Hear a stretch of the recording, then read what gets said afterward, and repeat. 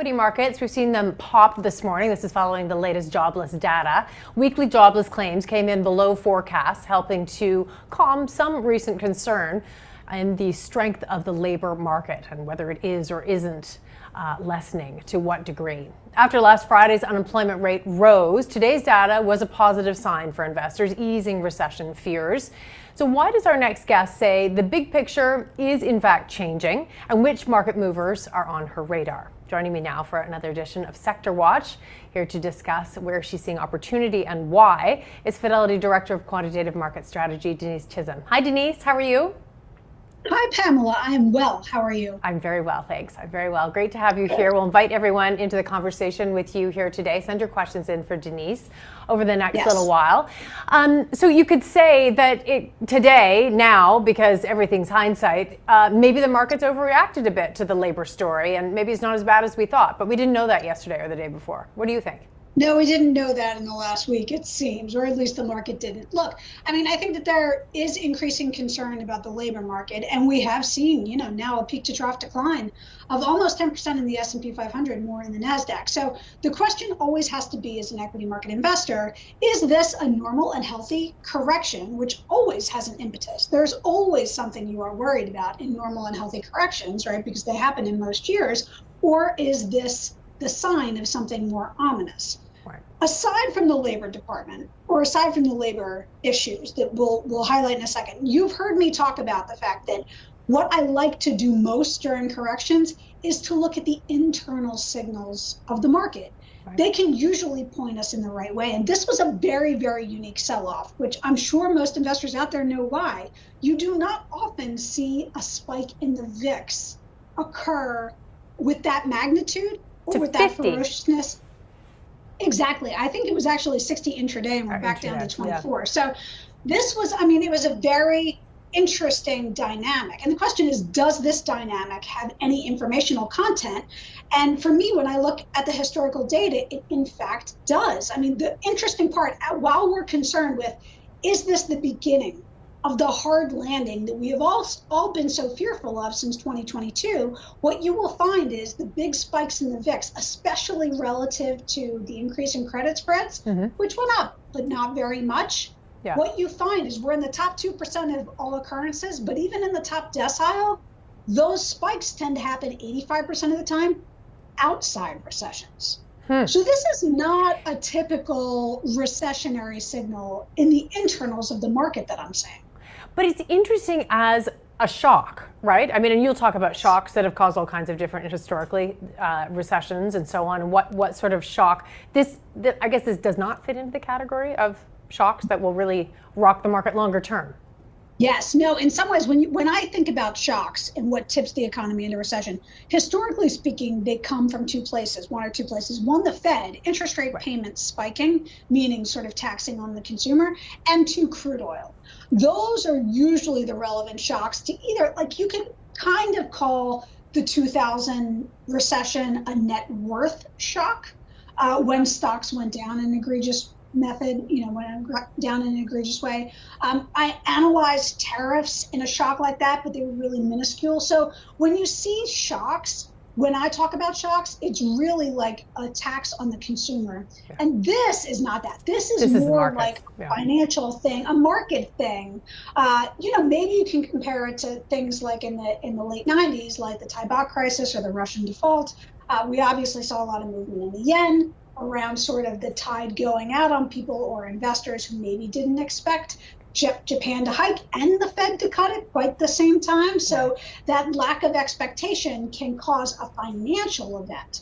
But that is very different than a recessionary event, which recessionary events cause I'm going to call it a semi, permanent impairment of capital, in the sense that it usually takes you 2.5 to 3 years to get the money back that you lost during recessions. Right. We historically don't see that in any other non-recessionary market corrections, and that's why you get the buy the dip math. Okay, that's obviously exactly where we're going, because it was V-shaped. We're bouncing with V's here, not rounded lowercase w's. Yeah. Most bottoms actually are V's. Yeah. I guess, but it was a sharp one. Yes. So to what extent have we dispelled, and it could all change tomorrow, it seems, but dispelled the idea that, okay, the labor market is really in trouble, the Fed needs to do intra-meeting cuts, and for sure September is going to be 75 basis points. Is that kind of in the rearview mirror, or? Well, if it's not, it probably should be based on the data the way I see it. So okay. I understand the narrative in the market. We bottomed at 3.4% unemployment. We increased to 4.1%, and then we just increased another 0.2% to 4.3%. This looks like it's getting unruly. So there's an interesting math behind what we actually saw in the increase in the unemployment rate. Remember, payroll growth, while it slowed a little bit more than it has in the past, is still positive in the payroll survey and in the household survey. So people are continually being employed. At the same time, you are seeing a rise in the unemployment rate. That means mathematically, it's actually being supply driven. So this is not typical, right? So most of the time, 65% of the time, when the unemployment rate is rising and you are going into a recession, the labor force participation is declining, not increasing. So what typically happens in a recession, again, if you're looking at all the data and saying, okay, is this something that we typically see? Should this put us on watch? This is very atypical. Usually as you go into a recession, and I mean even the year prior, what you find is labor force participation goes down with people saying, forget it. Yeah, I can't find a job. I'm out of the labor force. We are not only not seeing that, but we actually just saw a spike in the prime age, so 25 to 54, labor force participation rate to the extent that we have not seen over the course of the last 2 years. And it's finally higher than it was in the financial crisis. So we've taken this long to get our labor force basically growing again. So this is unique, right? So again, most of the time this doesn't happen, and certainly doesn't happen in recessions. So if you look at that scrape of data and say, okay, we are a supply-driven increase in the unemployment rate, how often does this happen in recessions? Actually, only about half the time. We had non-recessionary parallels in the 90s and in the 60s. And when this has happened in the past, the market hasn't had a problem with it. The market hasn't had a problem with it and has returned, 15 to 20 percentage points, double your historical average.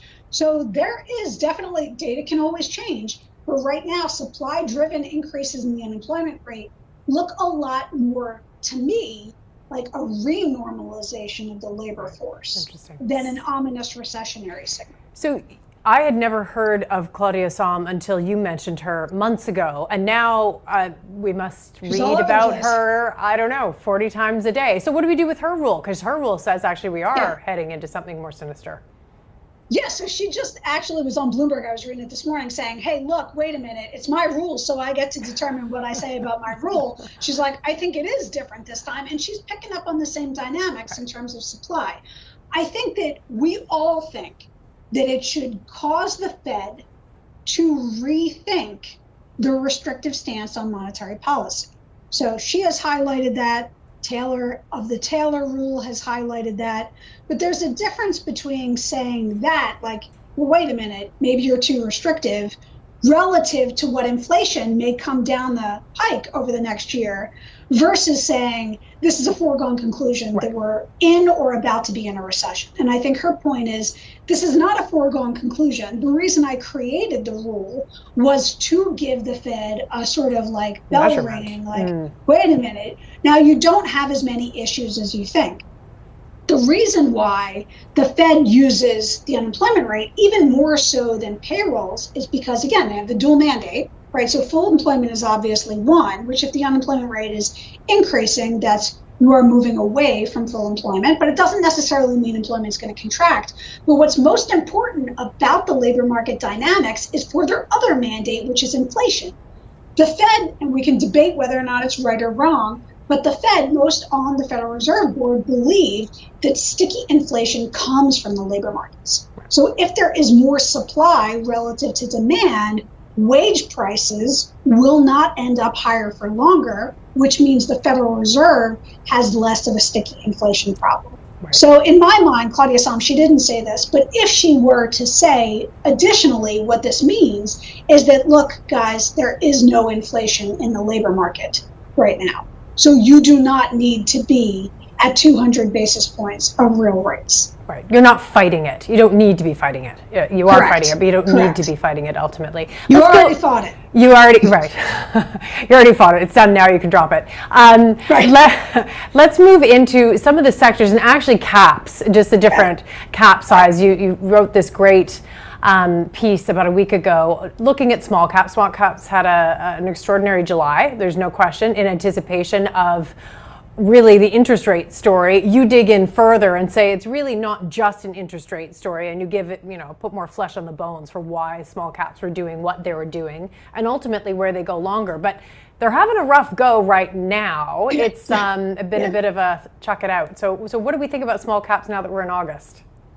Yeah, it was like all in, small caps, Fed's going to cut, and then completely out, right? So we reversed almost all of the rally from a short-term perspective. So again, sort of stepping back, is this an opportunity, or is this something that would tell you that there's a negative risk reward? I look at the data and see an opportunity. And the opportunity that exists is around those labor market signals. So remember, small caps are rate sensitive, very true, but they are rate and growth sensitive. If you've heard me talk about the Fed, it's not about the Fed cutting, it's about why the Fed is cutting. Right. So that's why small caps gave back almost all, or depending on where we are today, almost all of the rally, because if the Fed is cutting because we are headed into a recession, that has not been a great time for small caps. Because that's not a soft landing, which is what they would Correct. prefer. That is not a soft landing. What you want in terms of 70% odds, or the sweet spot for small caps outperforming large caps, are for the Federal Reserve to be cutting, or interest rates to be going down, and earnings growth to be continually accelerating. Now, that doesn't happen in recessions. So whenever you get this knee-jerk reaction of, oh, wait a minute, are we going to have a hard landing? I would not necessarily expect small caps to be leadership in that microcosm. So then the question becomes, is this new correction an opportunity? And I think around those labor market signals that we were just talking about, if the hard landing, once you look at the labor market data, is not really evident, and if the base case is that earnings will continue to accelerate, and oh, by the way, off of these profitability levels, it's very rare, or increasingly rare, to see a contraction in payrolls. That creates this positive risk reward backdrop, just from a backdrop perspective, for small caps, on top of the fact that you highlighted. I mean, it's this stretched rubber band. You have relative valuation on your side, you have interest rate cuts on your side, you have wide valuation spreads on your side. I think that this all leads to a very unique setup that is a positive risk reward. And you add into your note here that actually looking, so all those pieces, and so assuming that all of that is beneficial for small caps and for that story, and that's the backdrop, you actually say the most consistent impact is actually the multiple story. Yes. And then that is also relative, because it's looking at sort of relative to, say, how high larger caps might jump in an interest rate environment that is easing. Yeah. Yes, so I think that that's the unique part. So I've read a lot of notes when small caps were rallying, right, which was like that 10% in 5 days or whatever it was. A lot of strategists came out around the fact and said, well, look, we're not seeing any signs of positive earnings growth. This is all multiple expansion. So if it's just multiple expansion without earnings growth, this is not really a positive trajectory. And I actually think that that is exactly the positive trajectory that we should be prepared for as investors, because the way interest rates work on small cap stocks is not, at least statistically, via earnings growth. I know the narrative is if the Fed cuts rates and small caps are uniquely predisposed to floating rate debt, all of a sudden they have less debt service to pay, so they have more earnings that they have that investors should be interested in. That might be true, but you can't show it statistically. It happens half the time, and half the time it doesn't happen. But what happens the vast majority of the time, and by vast majority I mean 80 to 90%, what you see is that relative multiple expansion. So when interest rates come down, the stock market more disproportionately rewards small caps over large caps. So it's not a change in fundamentals. No. It's a change in the way the market views future fundamentals. And that's why I think it can be a pain trade, because I don't expect a whole lot to change. There's not going to be a situation where all of a sudden, instead of 40% of your small cap index being unprofitable, it's going to go to 20 because the Fed cut rates. We're not going to see that change in trajectory, but because multiples are so stretched, interest rates might have a disproportionate effect. So if you just back test the math, what you find is, on average, since 2000, when you are at the stretched relative valuation and the Fed is cutting interest rates, you can get a relative multiple appreciation of 20 percentage points. And again, this is an average, so there's a wide dispersion around that. But imagine if I said, you will get no multiple expansion, but now all of a sudden you will get 20% earnings growth. Well, all investors would be interested at that. But in some ways, the way I look at it, it's the same math. It doesn't matter. It still goes up. Yeah, it doesn't. I mean, it doesn't really matter what's triggering. So, would you say then? I'm trying to nail you to the wall on this. You don't. Feel free not to be. But did investors just get a second go at small caps? I think so.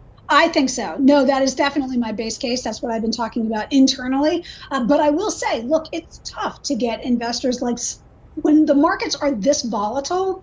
Instead of getting people to easily lean in, okay, now Denise, I buy it, it's more likely that you get people to lean out. It's actually harder to get people into the story because it seems like there's now a real problem. There's a risk. So it is always, yes.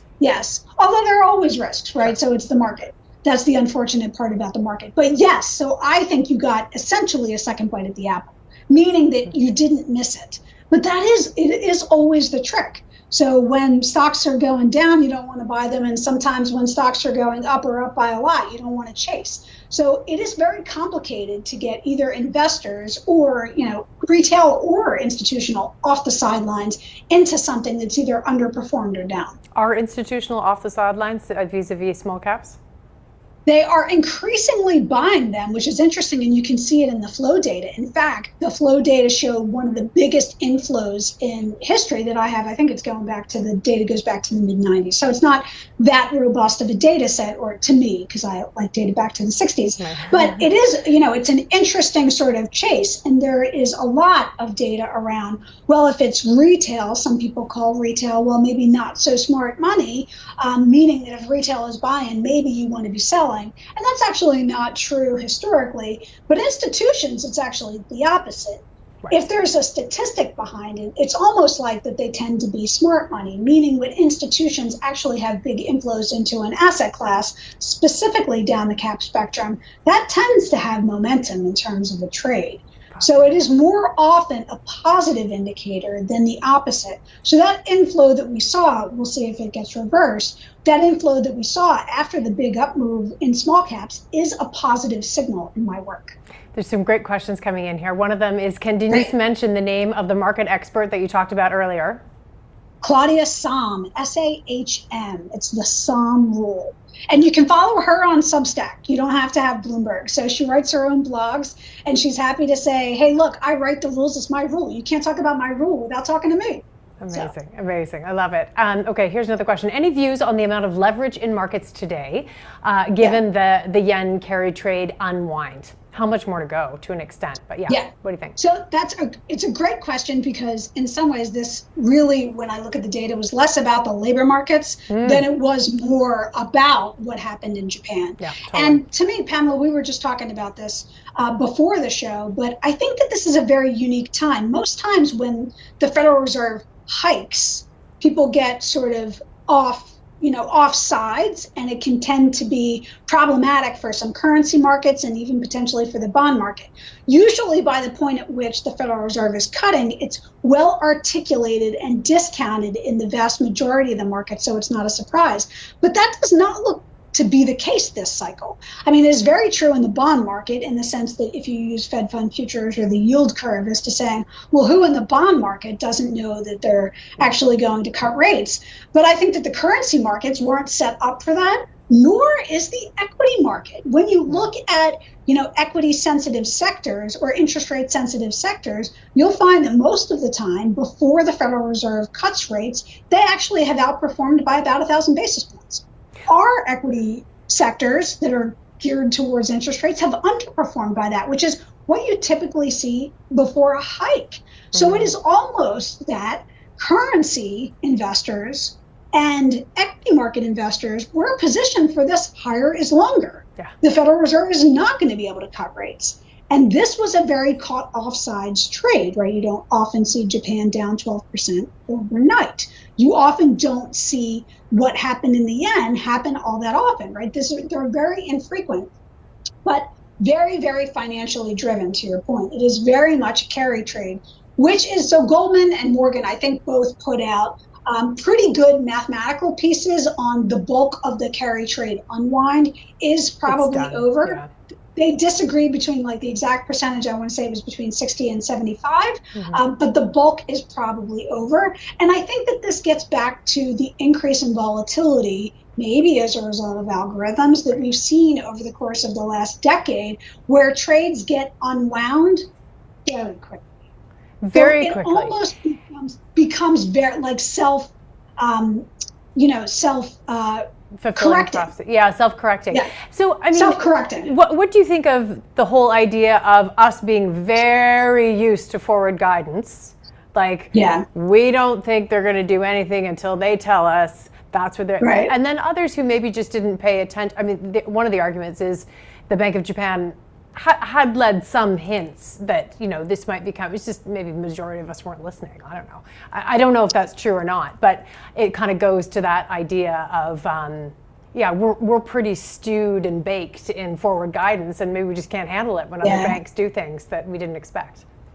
It's problematic because I think that there is the forward guidance of what we're going to do next, 25 basis points. That part might have been embraced by the markets, but I think it was the hawkish rhetoric around it, how durable that 25 basis points or like whisper numbers of what is to come in the future, that's the part that I think markets can get shaken up about. Because, and we saw this coming out of our own post the financial recession when they hiked interest rates for the first time. It did not go easily or smoothly in the markets. And now you think about Japan being in the exact position, but for a much longer duration. So it's not the move that matters, the 25 basis points. It's the terminal rate that I think that the market is debating. How many hikes for the Bank of Japan and how many cuts for the Federal Reserve? And that's what's being debated in markets, not what they're going to do next meeting. Question about thoughts on the amount of cash on the sidelines and the recent pullback. And yeah, I mean, is there money on the sidelines that could go back in? But what do you think about cash on the sidelines? Yes, there has been a significant amount of cash on the sidelines this entire time, I would say.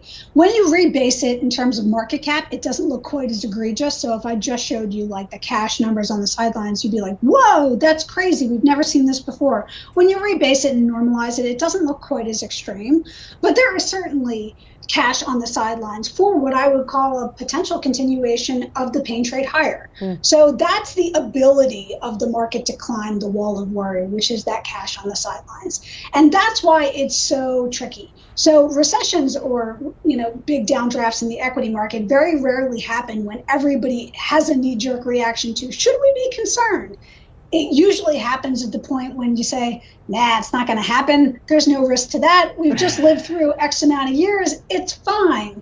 That's usually typically when markets get caught offside. And we're certainly not there.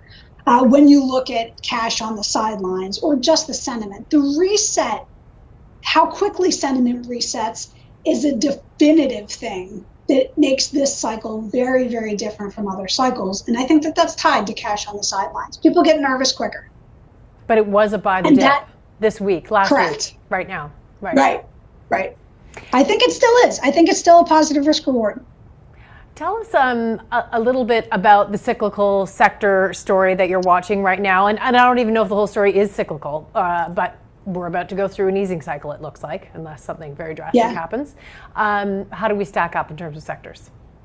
Yes, so I will say, we just had this debate internally in our market meeting. I can show you data that says, hey, look, if you look at the Federal Reserve and you say every time they've cut, you will find that on average, defensive sectors outperform, like utilities, like healthcare, like consumer staples. So that is true, one, depending on how much time you use, especially true over the last 15 years. Because when the Federal Reserve has been cutting over the last 15 years, we have had an economy that has been in trouble. So it goes back to that why, so when you look at a longer period of data going back to the 60s, you'll see that the Fed has been able to recalibrate monetary policy, and I'm going to call them what we used to call the mid-cycle slowdowns in the mid-90s, in the mid-80s, in the mid-70s, and in the mid-60s. That sounds so historic, yeah. I know, right? But forever ago, we haven't had any mid-cycle slowdowns because we didn't really have a recovery post the financial crisis, not in the same way because they couldn't hike interest rates. Right. So we are a little bit out of date. So look, there will be strategists who you read that say, if the Fed's cutting, you want to get defensive in your portfolio. And those numbers are true. The issue is when you look at all of the data, it's A, less true, and B, when you look back historically, those sectors like utilities, consumer staples, and healthcare were in a situation where they were accelerating in terms of operating margins. They were uniquely profitable with unique pricing power. Now you have the exact opposite side of the equation. Pricing power is coming down. Right, that's exactly right. So, we've seen a little bit of a bounce in consumer staples over the last, let's call it 3 to 6 months. But after the worst 18-month degradation in margins on record that I have going back to the 1960s. So your defensive sectors changed. They changed a lot in terms of fundamentals. And I think that those fundamentals are more important in the rock, paper, scissors playbook of what matters relative to what the Fed is doing. So especially true if earnings growth continues to accelerate, that defensive posture is still a negative risk reward. So I think that the pop that we've seen in terms of utilities outperforming, healthcare outperforming, consumer staples outperforming is something that you actually want to bet against continuing as an investor and lean into those economically sensitive sectors. These are not all you wouldn't call them cyclicals. I still like financials and real estate the most from an interest rate sensitive perspective. Okay. Those are the ones I'm still gravitating towards because I feel like they have a confluence of mathematical signals that I really think that suggest there is potential, 2x upside risk in those relative to the downside risk because valuation spreads are so wide and valuation is still so supportive. That is absolutely fascinating. And there must be a little bit of a relative story in there for real estate anyway. Yes. So there are a lot of relative stories in there for real estate. One is just on relative free cash flow in terms of valuation. And this isn't always the way that real estate investors think about how to invest in real estate. But based on my data on relative cash flows, they're actually at some of the cheapest levels that I have going back in history. And again, it's not 100%, but the cheaper they are, the more likely they have been to outperform. And that's despite fundamentals being at or near troughs. So that usually bolsters your case for a positive risk reward. They also work, again, you saw them sort of be a quasi defense when interest rates are going down despite concern in the overall economy, where financials are a little bit more geared towards if there is going to be a contraction in payrolls, financials are a little bit more levered to that trade than real estate actually is. But I think both are two sides to a very similar coin statistically on this wide valuation spreads, which in my mind is an expression of fear, and really strong valuation support on indicators that have mattered. Your research just slices through so many preconceived thoughts and analysis. Thank you, Denise Chisholm, for joining us and bringing it all to us. You're always welcome.